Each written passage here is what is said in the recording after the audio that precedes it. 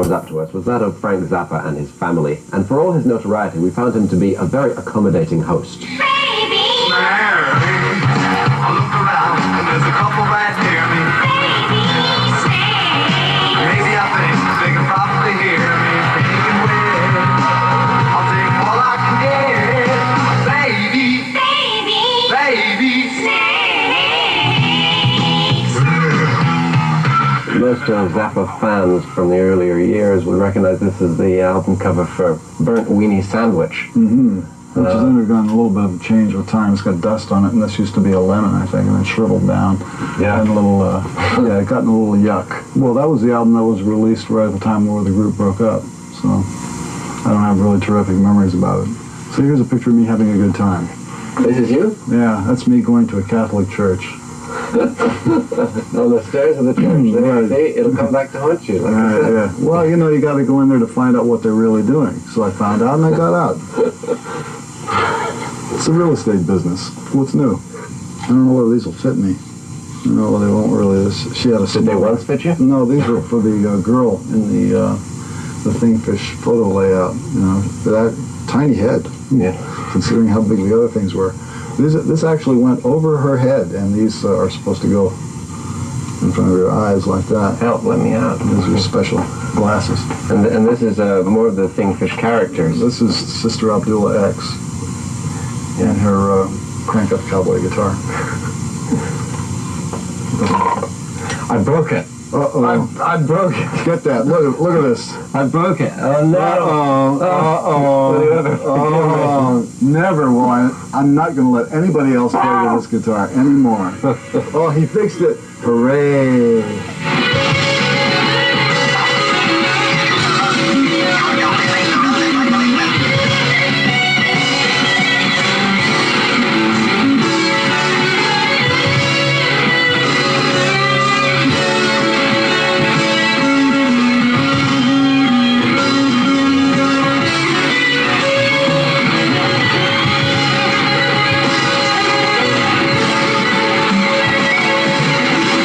The last time we met Frank was in Washington, D.C. last September, where he testified at the Commerce Committee hearings on the subject of a rating system for rock records proposed by the PMRC, the Parents Music Resource Center. There, Zappa found a conspiratorial group of senators whose hostility was palpable. I might tell you that if you were to go in a toy store, which is very educational for fathers, by the way, it's not a maternal responsibility to buy toys for children, that you may look on the box, and the box says this is suitable for 5 to 7 years of age, for 8 to 15, or 15 and above, to give you some guidance for a toy for a child. Do you object to that? In a way, I do. Because that means that somebody in an office someplace is making a decision about how smart my child is. I'd be interested to see what toys your kids ever had. Why would you be interested? Just as a point of interest in this... Well, come on over to the house. I'll show them to you. After that exchange, we were double plus curious to meet the Zappas in the privacy of their own home and see their toys for ourselves. I've never seen a drawing of Cerberus before by how old were you when you did this? I was 6. This was my favorite year in school. I was in 1st grade, and we were studying mythology. This is terrifying. Is there a little girl being eaten in the middle here? Or is that just a scribble? Interpret as you like. It's art.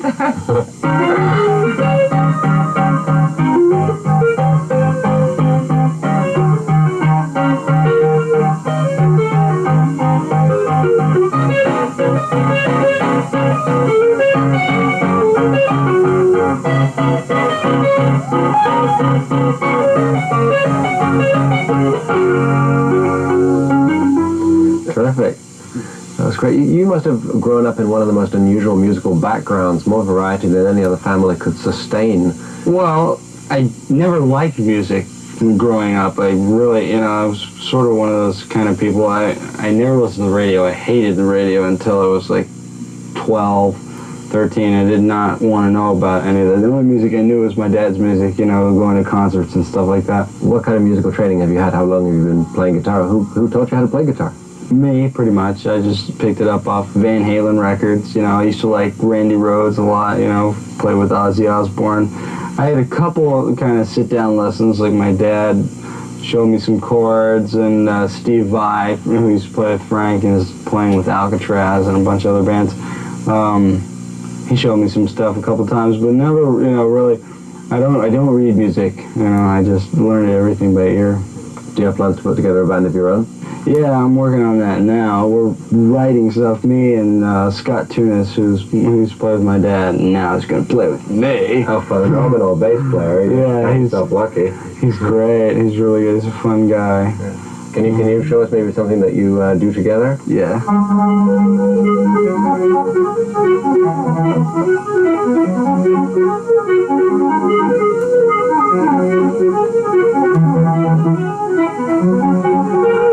Looking back again at the Washington hearings, the real issue, as Frank Zappa sees it, has less to do with the effect of hardcore rock and roll on kids than with plain hard cash. Zappa claims that the major record companies were willing to bend over and accommodate the PMRC's demands of imposing warning stickers on records because the issue of a lucrative blank tape tax is also at stake right now in the U.S. A blank tape tax bill is being attended to by the same senators who sat in at the rock and roll hearings, and it could mean enormous profits for the record companies. If the copyright fee from an album is $4.50, that's the record company's share, then the writer's share is 45 cents. So look who would benefit from this particular blank tape tax. Mm-hmm. That's one of the reasons why the record industry was so thrilled to offer these ladies this little present of the warning sticker, because their husbands sit on the committees that determine this tax. If the tax goes through, it's worth, according to Stan Gorikoff, anywhere between $200 to $250 million a year in brand new revenue. And if you think that as an artist that you're going to suddenly wind up with a present around Christmas time, you may have a long white beard by the time that happens. Musicians don't usually pay attention to politics. They don't. They might have an attitude about apartheid. They might have an attitude about feeding the children in Ethiopia. They might want to save the whales, but they don't watch what the Congress is doing.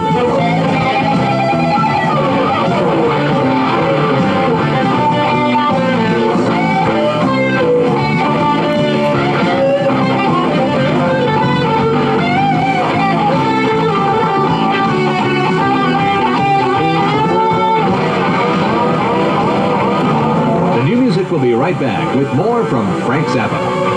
Was a magic mama. She could pour me a carol and turn it on without a comma. But she was someone I should know. She had a single word that she was speaking in work, but she wasn't there. She had great ways in, but all with her men. I told her she was alright, but I couldn't come in. Actually, I was very busy then. PMRC demands are the equivalent of treating dandruff by decapitation. I can only say that I found your statement to be boorish,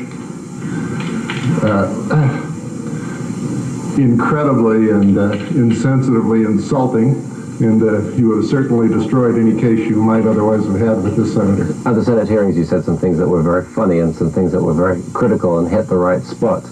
A lot of people felt that your tone was so nasty, the kind of nasty tone that has made you notorious over the years, that you lost their sympathy, that you were exaggerating and saying things like referring to the yellow armband with a J for Jew on it that invoked images of the Nazis and so on. People feel that you failed in promoting your own cause because you went too far in your criticisms. Well, let's just take a look at John Denver's testimony, okay? He also, without any prior discussion with me, made the connection between what they were doing there and Nazi Germany. This is not just the work of my deranged imagination. And I don't think that it's too far-fetched either, because if you'll buy the concept that somebody's wife or somebody in government can turn to any industry and say, do this, label it this way, or this must happen, you start the ball rolling where it's not too far-fetched to think of the armband with the J. That's not science fiction. Because remember also at the hearing, I warned everybody about this little ordinance in San Antonio. You've got a very bad situation in San Antonio, Texas right now, where they're trying to pass PMRC-type individual ratings and attach them to live concerts. And it passed last Thursday. The basic premise of the whole thing, of the PMRC's claims, is not based on science. It is very unscientific. They claim music causes murder, suicide, increased teenage pregnancy, you name it. Everything is caused by this rock music. Depravity and the losing of your soul to the devil. Right. Acme too, yeah. Everything. And where's the science to back this up? Why are people so eager to accept this just because the wife of a senator would say so? I find myself at high schools a lot talking to kids about this whole issue of sex censorship and rock and roll and so on. And the thing that I find hardest to get across is that they should be concerned. It should be something that goes beyond, hey, I like Motley Crue. Oh, yeah. It's something to do with the way they're going to lead their lives. Can you say anything to viewers to explain to them why they should be afraid? First of all, you shouldn't be afraid, but you should be mad, because basically what's happened is everybody has taken you for granted, and young people in that age bracket, they think, oh, they have to be such mongoloids to like that kind of music, that they're just this kind of putty-like workforce, and we'll just mold them the way we want, and when we push the button, they'll all march. In the United States, it's really stupid, because the 18-year-olds have the right to vote. I don't know what it is in Canada, but most of them don't. It seems like they would rather just complain about the results than take responsibility for their own well-being. Because let's face it, the adults that make your life miserable are certainly not going to have a change of heart and make it a wonderland for you in the teenage years. They simply won't do it because you are not on their mind. They don't care. So if you want to take care of your own health and well-being, you're going to have to do it yourself at the ballot box. I don't know. And what is what? And I just don't know. And why is this? Tell me now. Appropriate. That's a funny pronunciation if you never heard it. If you don't like, where you get that word? What you has got. Appropriate. Drop it in the dirt. Drop it, yeah. And let it rock. I can smell it now. Let's run out the time to play the blues. On the home front, Frank Zappa has more recently been completing a video retrospective of his 80s concerts, which you can acquire for home viewing through Barking Pumpkin, Zappa's own private company.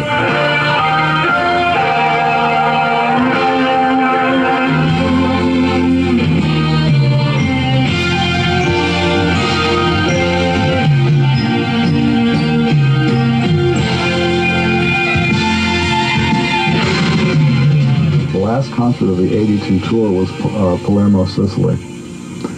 And and that was a riot. It was in a soccer stadium called the Stadio Comunale, which was owned by the mafia. So you had the mafia owning the stadium, the police there, and the army there. 3 different generals, okay? Didn't talk to each other. And somewhere in the early part of the show, some kind of disturbance broke out, and when you're working in a hockey rink, it's a big oval thing like this, and our stage was down here, and the audience was, way down like that. There's this big field out in the middle of it, and we couldn't really see what was going on, but we started hearing this gunfire and these tear gas canisters going off, and the next thing you know, it's like rocks are flying, and there's tear gas all over the place, and we're still up there singing and playing. We played an hour and a half in this situation, and Nordig videotaped the whole thing. And you got the bodyguard walking around with a wet towel, putting it on Ray White's eyes because he's playing the guitar and crying at the same time. And the last song of the show is really great. We're doing Sofa, and I'm conducting like this, and right in the middle of it, somebody had broken a chunk of concrete out of the stand, just whacked it out and hurled it up onto the stage, and it whizzed by me and hit Nordig in the head. So being the true artist that he is, he picks up the rock and holds it in front of the camera lens, and so you can see the rock and see the band, and that's the last song. And as soon as we get to the ending chord, I introduced all the guys in the band, and thank you and good night.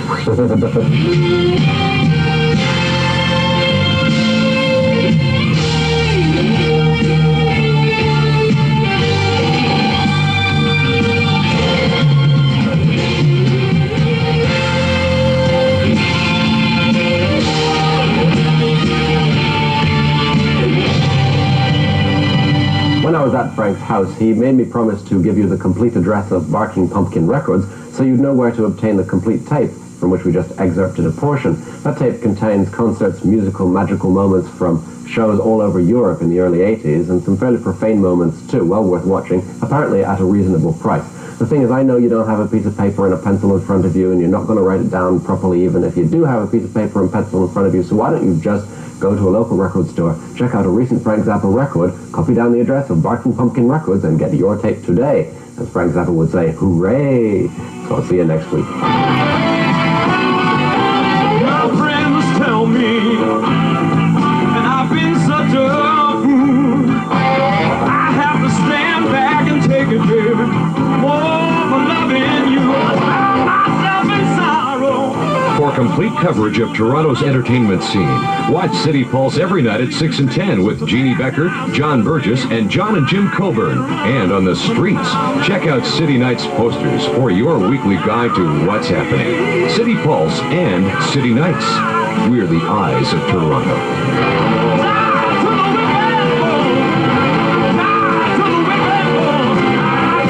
I feel like I'm dying.